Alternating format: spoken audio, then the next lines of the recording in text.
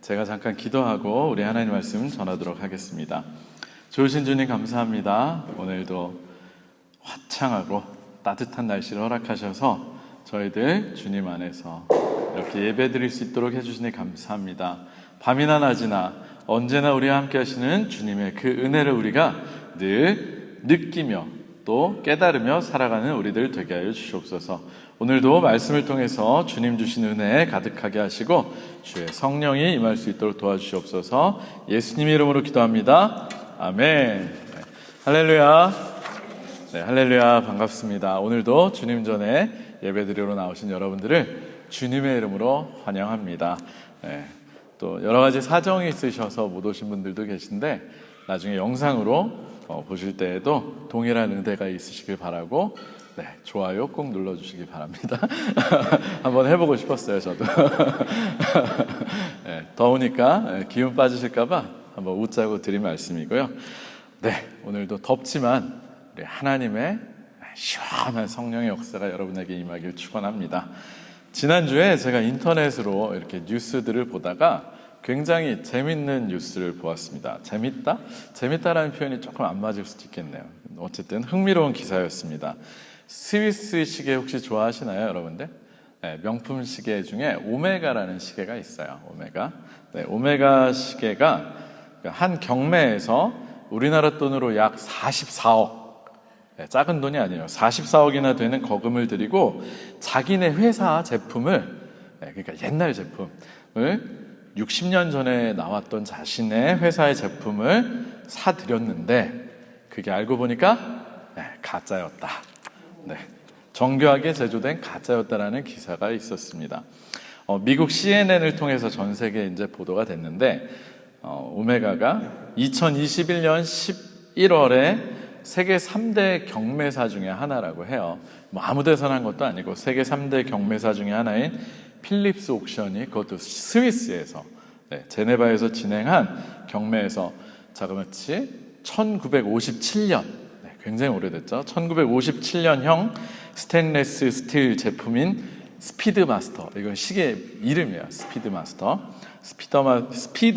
손목시계를 자기네 이제 역사 박물관에, 회사 박물관에다 갖다 놓으려고 이제 경매에서 이제 낙찰을 받아서 구입했는데 이 시계가 다른 여러 가지 오메가 시계들에서 부품들을 이렇게 빼가지고 조합한, 이걸 일명 프랑켄슈타인 위조품이라고 한대요. 저도 이번에 처음 알았습니다. 그렇게 만들어진 가품이라는 것이 밝혀졌답니다. 참 웃기죠. 여러분들께서도 잘 아시는 것처럼 오늘날의 시대는 참 가짜가 많은 시대입니다. 특별히 가짜를 만드는 기술이 날로 정말 정교해지고 발달돼서 진짜와 가짜를 구분하기가 쉽지 않을 정도로 굉장히 발달된 시대입니다. 얼마나 정교하게 만들었으면 소위 명품을 만든다라고 하는 세계적으로 유명한 회사에서 거액을 들여서 자신의 회사 제품을 샀는데 그것이 가짜였겠습니까? 물론 이번 오메가 시계의 경우에는 다양한 제품들, 그러니까 쓴 제품은 정식 제품들이에요.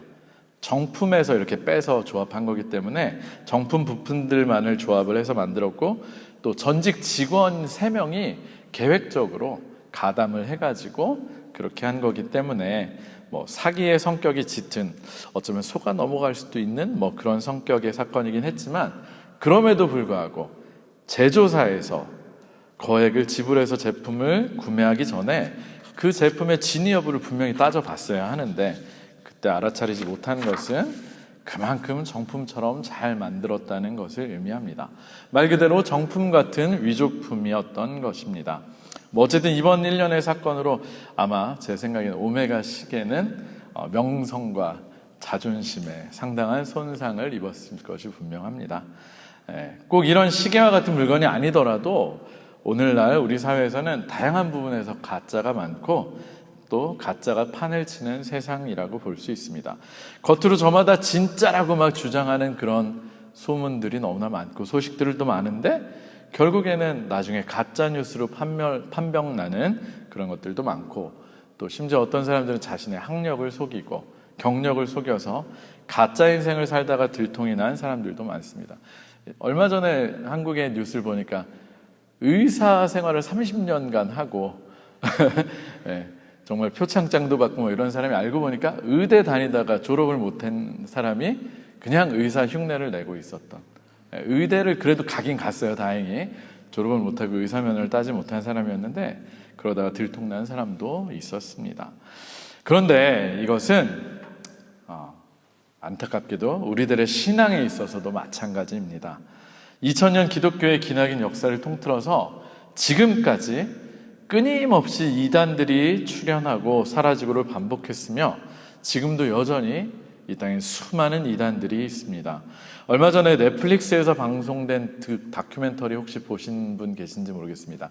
나는 신이다라고 하는 JMS 정명석의 그 성폭력을 폭로한, 그리고 이재록 씨도 마찬가지고 뭐 그런 사람들, 참 이단 사이비가 어쩜 이렇게 끈질기게 사라지지도 않고 여전히 기승을 부릴까요?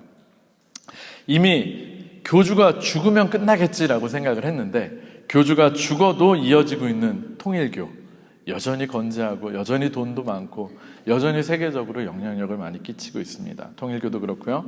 최근 가장 심각하게 교회에 피해를 끼치고 있는 신천지, 그 신천지까지 생각하면 참으로 수없이 많은 이단들이 지금도 왕성하게 활동하고 있습니다. 어떻게 표현하면 오히려 이단들이 전도도 더 열심히 하고 더 많이 활개를 치고 다니는 세상입니다. 제가 오늘 말씀의 시작부터 이렇게 가짜가 많은 세상을 말씀드리는 이유는 오늘의 본문이 바로 이러한 가짜와 진짜의 이야기를 다루는 본문이기 때문입니다. 특별히 진짜와 가짜가 결국에는 어떤 처분을 받느냐를 우리들에게 알려주시고 또 경고해 주시는 그런 말씀입니다. 오늘의 말씀을 통해서 우리의 모습을 진지하게 돌아보시고 점검하시는 은혜가 넘치시기를 주님의 이름으로 축원합니다. 오늘의 본문은 마태복음 13장의 말씀인데 이 마태복음 13장은 예수님께서 다른 주제가 아니고 하나님의 나라, 하늘나라, 천국에 관해서 말씀하신 7개의 비유가 나오는 장입니다. 예수님께서 하늘나라에 대해서, 천국에 대해서 그냥 말씀하시지 않고 비유를 통해서 말씀을 많이 하셨는데 그 이유는 창세로부터 감추어진 비밀을 우리가 알기 쉽게 말씀하기 위해서입니다. 사실 하나님의 나라, 여러분 하나님의 나라 하면 딱 개념이 머리에 들어오십니까? 사실 그 개념들도 다 각자의 생각이지 그게 정확한 하나님의 나라라고 볼 수는 없습니다. 하나님의 나라는 우리 인간의 머리로는 어쩌면 쉽게 이해할 수 없는 그런 곳, 이해할 수 없는 곳이기 때문에 특별히 예수님께서는 천국의 속성에 대해서 사람들에게 잘 설명하시고 알려주시기 위해서 사람들이 친숙한, 그때 당시에 친숙한 것들을 비유로 말씀을 전해주셨습니다. 오늘의 본문도 그 비유들 중에 하나입니다. 그런데 아까 오늘의 말씀을 읽을 때 눈치채셨겠지만 오늘의 본문은 한 번에 쭉 이어지지 않고 처음에는 예수님께서 비유로 말씀하신 부분이 있고 그 뒤에 다른 비유가 살짝 나오고 그 뒤에 그 예수님께서 말씀하신 비유의 의미를 해석해달라고 부탁하는 제자들에게 예수님께서 이 비유는 이런 거야 라고 설명하시는 부분이 따로 나오고 있습니다. 그래서 아까 제가 봉독해 드릴 때도 24절부터 30절까지 읽어드리고 잠깐 뛰어넘어서 36절부터 43절까지 그렇게 읽어드렸습니다. 조금 떨어져 있긴 하지만 저는 이거 보면서 딱 그 생각이 들었어요. 마치 우리 학창시절에 문제집을 풀 때 이 앞부분을 풀고 나서 맞았나? 이러고 뒤에 해답지 이렇게 펼쳐보는 것처럼 앞에는 비유가 있고 뒤에는 친절하게 그 해답이, 해설이, 그 의미가 나와 있는 그런 본문입니다. 그렇다면 먼저 오늘의 본문을 통해서 또 예수님의 풀이를 통해서 우리가 어떤 하나님의 나라의 속성을 발견해야 하는지 같이 한번 살펴보도록 하겠습니다. 우리 한번 24절의 말씀, 오늘의 말씀 마태복음 13장 24절의 말씀을 같이 한번 보도록 하겠습니다. 24절의 말씀입니다. 시작. 예수께서 또 다른 비유를 들어서 그들에게 말씀하셨다. 하늘나라는 자기 밭에다가 좋은 씨를 뿌리는 사람과 같다. 네. 예수님께서는 오늘의 본문을 통해서 하늘나라는 자기 밭에 좋은 씨를 뿌리는 사람과 같다고 말씀하셨습니다. 사실 이 말씀 우리가 너무나 잘 알고 있는 밀과 가라지의 비유입니다. 그 내용을 한번 제가 정리해 드리자면, 하늘나라는 자기 밭에 좋은 씨를 뿌리는 사람과 같은데 원수가 잠자는 사이에 몰래 와서 밀 사이에 가라지를 뿌리고 갔습니다. 그래서 밀이 자라고 이제 열매를 맺을 때 보니까 아이고 이게 웬일입니까? 가라지도 같이 자라고 있는 것이 보였던 것입니다. 이 종들이 주인에게 이 가라지를 다 뽑아버릴까요? 라고 물으니까 주인이 그냥 두어라. 추수 때에 가라지를 먼저 뽑아서 단으로 묶어 불태우고 이제 밀은 곳간에 걷어들이겠다라고 말하는 것으로 끝나는 비유입니다. 뭐 비유 자체가 엄청 복잡한 내용도 아니고 그렇게 어려워 보이지도 않는 내용입니다. 그럼에도 불구하고 저는 이게 참 신기하고 은혜로웠어요. 그럼에도 불구하고 제자들이 왜 이걸 못 알아들었지? 좀 의아하지 않습니까? 제자들은 예수님께 따로 풀이를 부탁했어요. 근데 덕분에 우리가 정확한 예수님의 의도를 알 수 있게 되긴 했습니다. 그 풀이를 한번 보도록 하겠습니다. 예수님의 풀이에 의하면 좋은 씨를 뿌리는 사람은 누구다? 인자라고 하면 예수님을 말씀합니다. 네. 그리고 밭은 어디다? 밭은 세상이다. 여기 세상이라고 나오고 있습니다. 그리고 좋은 씨는 그 나라의 자녀들이다. 네, 복음은 그 앞에 나오는 비유고요. 그거는 이제 네 가지 밭의 비유에 나오는 거고, 여기서는 좋은 씨는 그 나라의 자녀들이고 가라지는 악한 자의 자녀들이다. 이렇게 설명을 해주십니다. 그리고 가라지를 뿌린 사람은 원수다. 근데 그 원수가 악마, 네, 사탄이고 추수 때는 이 세상이 끝나는 날. 네, 그리고 이 정도로 크게 복잡하지도 않고 어쩌면 되게 명확하게 도식이 딱딱딱 떨어지는 그런 구조입니다. 그리고 중요한 결론에 가서는 비유와 해설이 똑같습니다. 가라지는 어떻게 된다? 불아궁에 집어넣어서 불태워질 것이고, 의인들은 하나님의 나라에서, 여기 조금 더 구체적인 설명이 되는데, 해처럼 빛날 것이다. 존귀함을 받게 될 것이다 라는 내용입니다. 이처럼 오늘의 이 비유의 말씀은 사실은 그 풀이를 보지 않았더라도 그 비유의 도식이 너무나 명확한, 어쩌면 그 의미가 명확히 드러나는 비유였습니다. 그리고 사실 비유의 결론이나 풀이의 결론이 너무나도 선명하게 동일한 결론을 강조하여 말하고 있습니다. 그것은 무엇입니까? 바로 추수 때, 마지막 때가 되면 가라지들은, 악인들은 불에 태워질 것이고, 의인들, 밀은, 알곡은 하나님의 나라에서 영광을 얻게 될 것이라는 심판의 말씀인 것입니다. 따라서 이 비유는 엄밀하게 이야기를 하면 하나님의 나라가 어떤 곳인지에 대해서 설명하는 그런 비유라기보다는 하나님의 나라에 어떤 사람들이 들어갈 수 있는지, 또 어떤 과정을 거쳐야 들어갈 수 있는지, 의인들이 들어갈 수 있으며 심판이라고 하는 과정을 거쳐야만 갈 수 있다는 그런 차원에서 하나님의 나라를 설명하고 있는 비유라고 할 수 있습니다. 이 세상의 끝날에 반드시 뭐가 있다? 심판이 있고, 그 심판의 결과에 따라서 좋은 씨들만이, 의인들만이 들어갈 수 있는 곳이 어디다? 바로 천국이다. 하나님 나라이다. 어쩌면 너무나 원색적이고, 너무나 분명해서 원색적이고 분명한, 또 굉장히 무서운 경고의 메시지를 우리들에게 던져주고 있는 본문입니다. 그리고 심판의 기준, 그것도 너무나 명확합니다. 그가 좋은 씨냐 아니면 가라지냐, 그것이 심판의 기준입니다. 특별히 오늘의 본문 38절에 보면 좋은 씨와 가라지가 무엇인지 설명을 해주시는데, 우리 한번 그 말씀도 같이 읽어보도록 하겠습니다. 38절의 말씀입니다. 시작. 밭은 세상이다. 좋은 씨는 그 나라의 자녀들이요 가라지는 악한 자의 자녀들이다. 네. 좋은 씨는 그 나라의 자녀들이고 가라지는 악한 자의 자녀들이다. 곧 이 말은 누구의 자녀인지에 따라서 달려진다는 거예요. 누구의 자녀냐? 그들이 과연 누구에게 속한 사람들이냐? 그것이 이 사람들이 좋은 씨냐 아니면 악인들, 가라지냐를 구분하는 그런 정의라는 것입니다. 보통 우리가 흔히들 하나님의 나라 이러면 괜히 하늘 쳐다보고 그죠? 근데 사실 로켓가 막 이렇게 올라갔지만, 로켓가 우주 끝까지 갔지만 거기에 하늘나라가 있던가요? 네.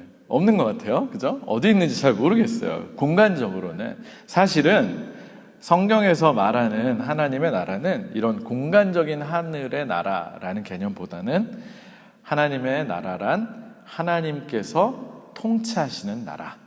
하나님의 말씀이 통치되고 다스려지는 나라. 그래서 하나님의 말씀에 속한 사람들이 사는 곳, 그것이 바로 하나님의 나라라고 합니다.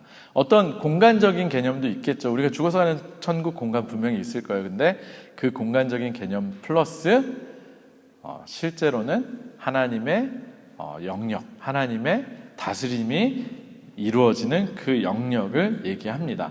따라서 좋은 씨, 곧 그 나라의 자녀들은 하나님의 통치가 속하는 곳에 있는 자들, 곧 하나님의 통치에 따르는 자들을 의미하는 것이고, 악한 자들은 하나님의 통치와 하나님의 법을 조금도 따르지 않고 그 말씀을 무시하면서 사는 사람들을 의미합니다. 그래서 실제로 41절에 보면 불아궁이에 들어갈 가라지들, 곧 악한 자들에게 속한 자들이 어떤 자들인지 대략적인 묘사가 되어 있습니다. 우리 41절의 말씀도 한번 같이 읽어보겠습니다. 시작.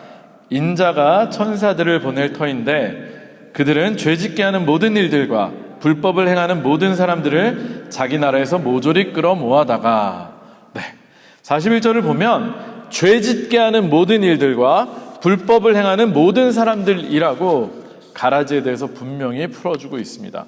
곧 제가 아까 말씀드린 것처럼 악인들은 하나님의 뜻과 법, 하나님의 통치를 따르지 않고 하나님 보시기에 죄, 불법을 행하고 죄를 범하는 그런 사람들을 뜻합니다.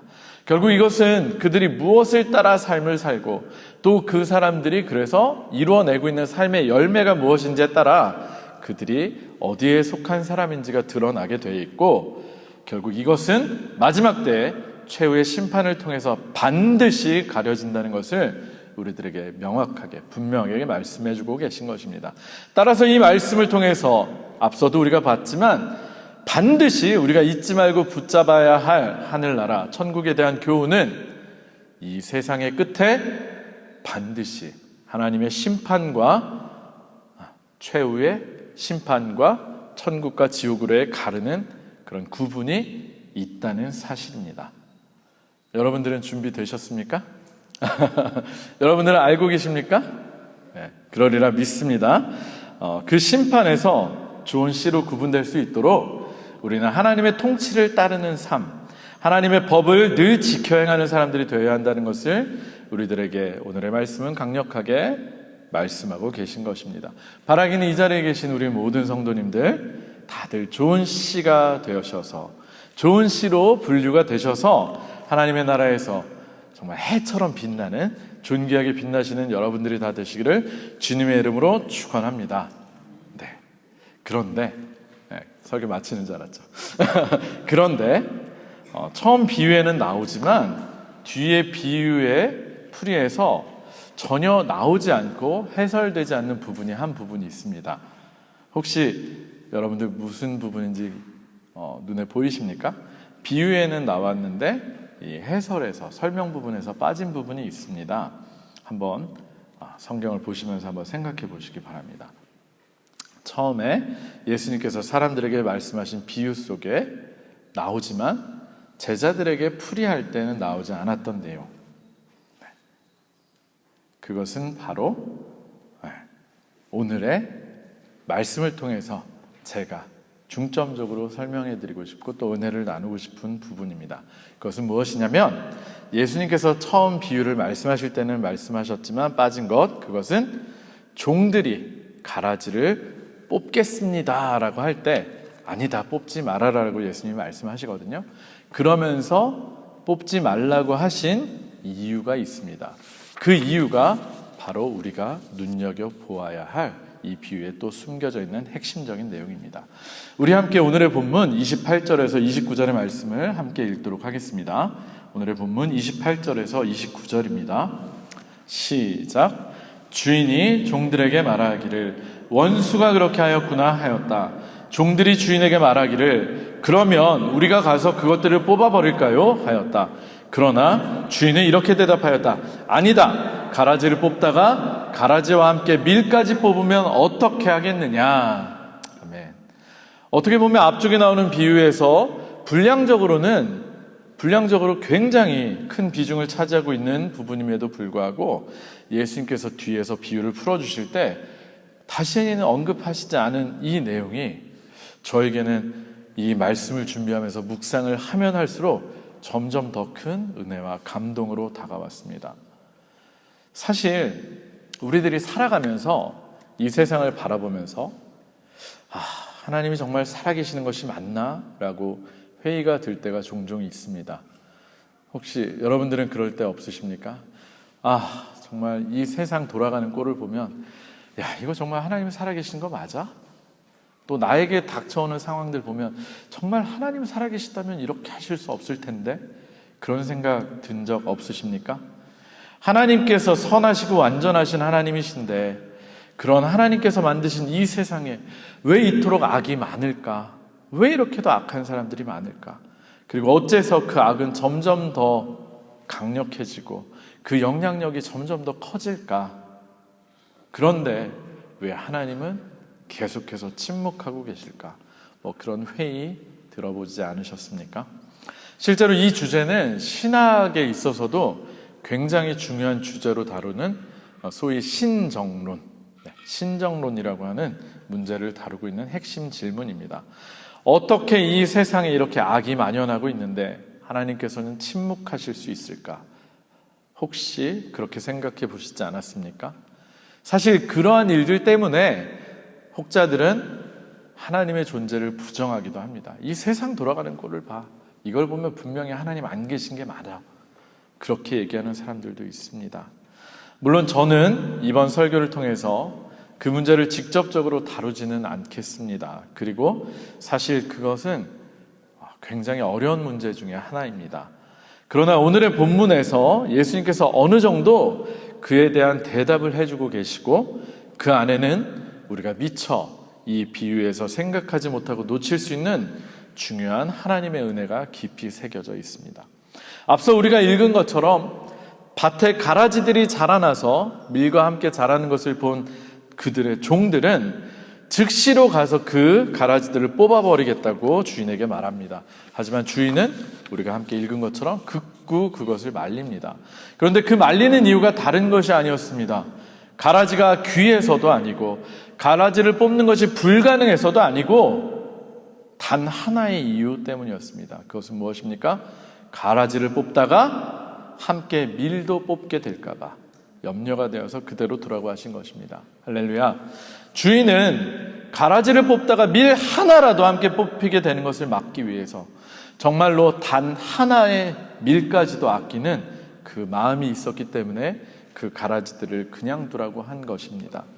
그런데 그냥 우리가 이 부분을 보면 그것이 뭐 그리 대단한 일인가 싶지만 당시 고대 근동의 문화를 생각해 보면 이것은 주인에게 있어서는 굉장히 큰 사랑의 마음이 드러나는 이야기입니다. 오늘 말씀을 준비하면서 저는 이러저러한 책들을 주석책도 그렇고 참고 서적들을 많이 읽어보았는데 오늘 본문에 나오는 이 원수가 뿌려놓은 가라지는 가짜 밀이라고 하는 독보리의 일종이라고 합니다. 독보리. 그런데 이 독보리의 싹이 밀이랑 보리랑 거의 구분이 안 된대요. 거의 구분이 안 돼서 이게 자라나서 이삭이 팰 때까지 낫알이, 곡식 알이 패기까지는 쉽게 구별이 안 된다고 합니다. 그리고 또 나중에 혹시 이것을 밀이나 보리로 잘못 알고 먹게 되면 이게 독성이 있어가지고 급한 설사를 하거나 구토 증상이 나타나고 심한 경우에는 사망에 이르기까지 하는 굉장히 위험한 식물이라고 합니다. 이처럼 위험하고 나쁜 가라지를 발견했으면 밀 조금 희생하더라도 당장 그것을 뽑아버리는 게 당연한 생각 같은데 주인은 그 일을 하지 않았습니다. 이 가라지는 밀보다 뿌리도 더 강하고요. 또 밀과 뿌리가 함께 엉켜서 자라난다고 합니다. 그래서 이 가라지를 제거하다 보면 어쩔 수 없이 밀도 뽑힐 수밖에 없기 때문입니다. 앞서 말씀드린 것처럼 제가 말씀을 준비하면서 주석책도 보고 또 여러 책들을 보다가 예전에도 한번 소개시켜드린 적이 있는데 이스라엘에서 이스라엘 문화와 역사를 공부하고 신학을 공부하신 장제일 목사님이라고 하는 분이 쓴 책이 있는데 이스라엘 문화를 통해서 본 마태복음이라는 책이 있습니다. 그 책을 통해서 공부하다가 굉장히 흥미로운 이야기를 전 발견했습니다.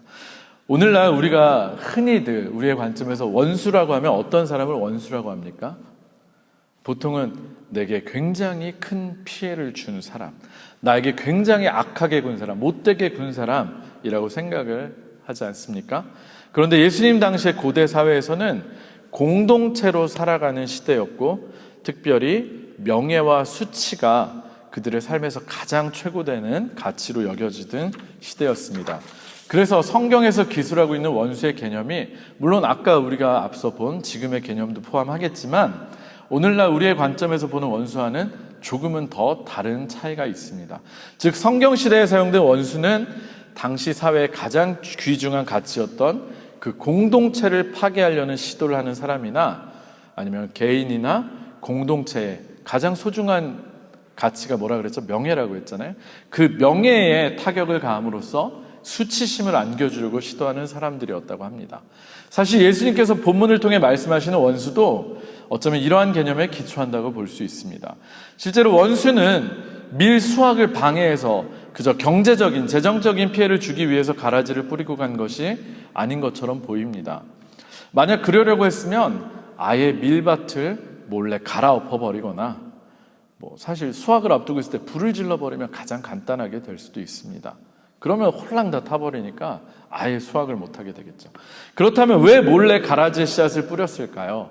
이 원수의 주된 목적은 물질적인 피해가 아니라 당시 가장 중요하다고 생각됐던 가치, 명예에 타격을 가함으로써 그 사람이 평생 수치를 안고 살아가도록 조장하는 것이었다고 이 목사님은 책에서 설명을 하고 있습니다.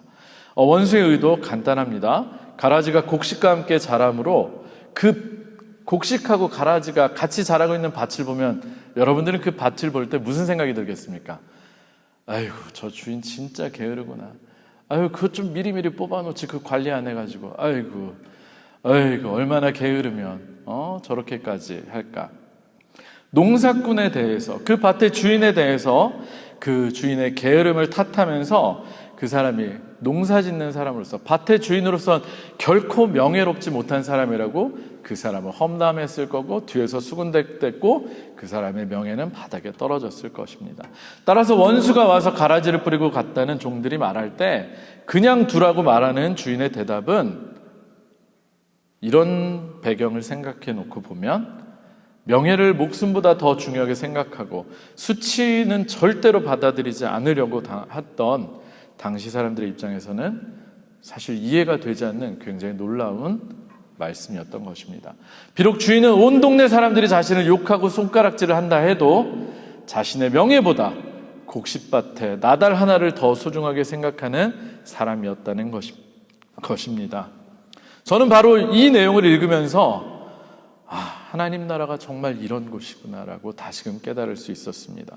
물론 마지막 때에 하나님의 심판이 반드시 있고 하나님의 나라 분명히 있습니다. 존재합니다. 그러나 이 비유에서 더욱 중요한 것은 그 하나님의 나라에 우리가 들어갈 수 있다고 하는 것은 우리가 하나님의 나라에 들어갈 수 있는 것은 자신의 명예보다는 밀 한 알, 곡식 나달 하나까지도 소중하게 생각하시고 아끼시는 그 하나님의 마음, 그 크신 전적인 은혜가 아니면 결코 들어갈 수 없는 곳이라는 것을 다시금 깨달을 수 있었기 때문입니다. 실제로 우리의 하나님은 결코 자신의 명예를 먼저 생각하시고 앞세우신 분이 아니셨습니다. 우리들 한 사람 한 사람을 너무나 사랑하셨기에 예수님을 자신의 외아들을 이 땅에 보내주셨고 우리 대신에 십자가를 지고 죽게 하셨습니다. 자신이 만든 피조물이 정말 무엇이라고 까짓것 다 없애버리고 다시 만들면 그만인데 그 자신이 만든 피조물이 무엇이라고 한낱 풀 한 포기와 같은 우리의 인생이 무엇이라고 그 귀한 자신의 외아들을 그 수치와 모욕 속에 모진 고난 속에 고통 속에 던져두시고 결국은 외롭게 죽을 때까지 외면하셨습니다. 전지전능하시고 온 우주를 만든 하나님으로서는 결코 어울리지 않는 그런 방법을 택하셨습니다. 그러나 하나님께서는 굳이 그 수치스러운 방법을 택하셨고, 또 예수님께서는 또 그것이 아버지의 뜻이라고, 또 예수님도 우리를 사랑하셔서 그 길을 통해서 우리들을 구원하신 것입니다. 왜냐하면 우리들 한 사람 한 사람을 너무나 아끼고 사랑하시기 때문입니다. 지금도 이 세상에는 악이 많이 있고, 그로 인해서 하나님이 없다고 말하고 하나님을 조롱하는 사람들까지도 있습니다. 그러나 하나님께서는 계속 하나님의 이름과 명예가 손상을 당하고 있음에도 그 심판의 때를 계속해서 미루고 계십니다. 바로 그 한 사람이라도 더 하나님께서 구원하시기 위해서 말입니다. 한 영혼도 잃지 않기 위해서 말입니다. 그 한 영혼이라도 더 돌아오길 기다리시기 때문에 심판을 계속해서 미루고 계시고 이 세상을 지켜보고 계신다는 것입니다. 우리 베드로후서 3장 9절의 말씀 제가 읽어드리겠습니다. 어떤 이들이 생각하는 것과 같이 주님께서는 약속을 더디 지키시는 것이 아닙니다. 도리어 여러분을 위하여 오래 참으시는 것입니다. 하나님께서는 아무도 멸망하지 않고 모두 회개하기에 이르기를 바라십니다. 아멘. 예수님이 재림이 늦어지고 심판이 늦어지자 이 베드로 후서가 기록될 당시에도 사람들이 조롱하기 시작했습니다. 야, 그리스도가 다시 온다더니 그 약속은 어디 갔니? 정말 오시긴 한 거 맞아? 그 모진 조롱과 그 모진 비아냥, 그럼에도 불구하고 베드로 사도는 그것이 약속이 더디어 지켜지는 것이 오히려 하나님께서 우리에게 오래 참으시는, 우리에게 기회를 주고 계신 은혜라는 것을 깨우쳐주고 계신 것입니다. 하나님은 그런 조롱하는 자들의 소리에도 끝까지 침묵하고 계시고 참으십니다. 왜냐하면 아무도 멸망하지 않고 모두 다 회개하는 데 이르기를 바라시기 때문입니다. 할렐루야. 사랑하는 성도 여러분, 물론 하나님의 때는 어제보다는 오늘이, 오늘보다는 내일이 조금씩 가까워지고 있습니다. 요즘은 정말로 말세라는 게 느껴집니다. 정말로 말세인 것 같습니다. 그러나 동시에 지금도 하나님께서는 참으시면서 심판을 조금만 더 미루시며 참고 계십니다. 그리고 그 하나님의 크신 은혜를 깨달아 아는 자들만이, 그래서 하나님의 그 사랑에 반응해서 그 하나님의 말씀대로 살아가는 사람들만이 은혜로 들어갈 수 있는 것이 바로 오늘 예수님께서 말씀하신 하늘나라인 것입니다. 말씀을 마무리하도록 하겠습니다. 여전히 이 세상은 가짜가 판을 치고 가라지들이 오히려 더 득세를 하는 세상입니다. 하나님의 명예가 떨어질 만큼 땅에 떨어졌고 예수 이름 믿는 사람들이 욕을 먹고 조롱받는 시대입니다. 한국에 있는 제 동생 목사는 어디 가서 목사라고 얘기하기가 어렵다고 하더라고요. 목사라고 하면 일단 사람들 시선이 좋지 않고 욕을 먹는다고 합니다. 그러나 아무리 가라지가 판을 치는 세상이라도 가라지의 뿌리가 우리를 얽히게 하고, 그래서 우리의 영양분을 막 빼먹고 우리를 막 고난을 가하고 우리에게 어려움을 준다고 해도, 우리를 힘들게 한다고 해도 하나님의 그 공의로우심과 자비로우심을 믿으면서 끝까지 하나님의 의를 지켜 행하는 우리들에게 반드시 찾아올 그 심판은 두려움이 아니라 기쁨일 것입니다. 기쁨의 잔치가 될 것입니다. 하늘의 미랄도 아깝게 여기시는 우리 하나님의 마음을 느끼시는 여러분들이 되시기를 주님의 이름으로 축원합니다. 세상이 우리를 조롱하고 하나님이 안 계신 것처럼 우리의 삶이 때로는 힘들고 어렵고 고난이 닥쳐오더라도 우리들 끝까지 하나님께서 나를 지키고 계시고, 하나님께서 끝까지 나를 영원히 사랑하고 계시고, 나라는 사람을 끝까지 보호하고 계시다라는 것을 믿으시면서 끝까지 의의 길을 걸어가신 여러분들이 다들 되시기를 축원합니다. 하나님은 우리들 한 사람을 끝까지 포기하지 않으시고 지키시고 함께 하십니다. 그 믿음이 우리들을 지키시길 축원합니다. 우리 함께 찬양하고 기도하겠습니다. 아까 제가 주보에 복사해 놓은 찬양, 예배 시작하기 전에 한번 부른 찬양인데요, 이 시편의 찬양의 고백이 딱 그 고백입니다. 자신의 삶의 고난이 닥치고 어려움이 계속 찾아오자 사람들이 얘기합니다. 너의 하나님 어디 있니? 하나님 안 계신 거 아니야? 라고 합니다. 그때 이 사람 하나님의 음성을 듣습니다. 낙심하지 말라고, 그럼에도 불구하고 하나님을 바라라고. 지금 우리가 살고 있는 세상 악이 넘치고 우리들 하나님 말씀대로 살면 부대끼는 세상입니다. 하나님의 말씀대로 살아가면 너무나 부자연스럽고 힘들고 손해봐야 하는 세상입니다. 하지만 하나님께서 결국에는 우리들을 지키시고 보호하시고 우리들을 알곡으로서 하나님의 나라에서 빛나게 하실 줄 믿습니다. 우리 간절히 그 하나님의 사랑을 생각하면서 하나님을 붙드시면서 이 찬양 고백하시고 기도하겠습니다.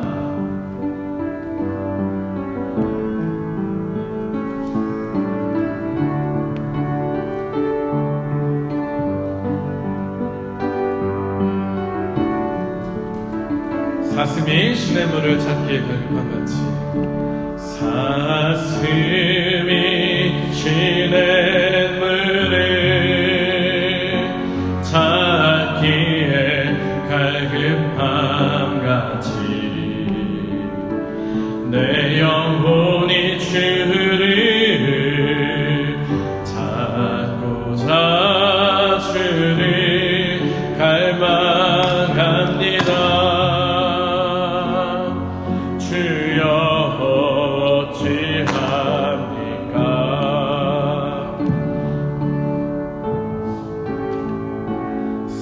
사람들이 하는 말이 내 하나님이 어디 있느뇨 내가 밤낮으로 눈물 흘리니 주여 어찌하니까 내 영혼아 내가 어찌하여 낭망하느냐 내가 어찌하여 불안하는고 너는 너의 하나님을 바라라 내 얼굴을 도우시는 내 하나님을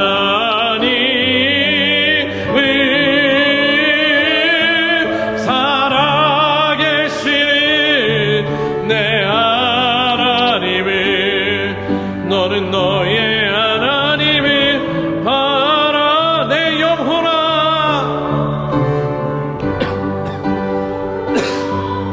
내가 어찌하여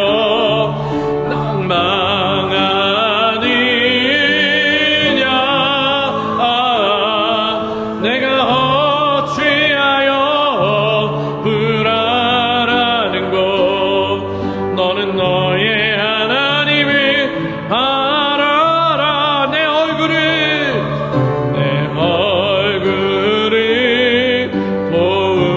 도우시는 내 하나님을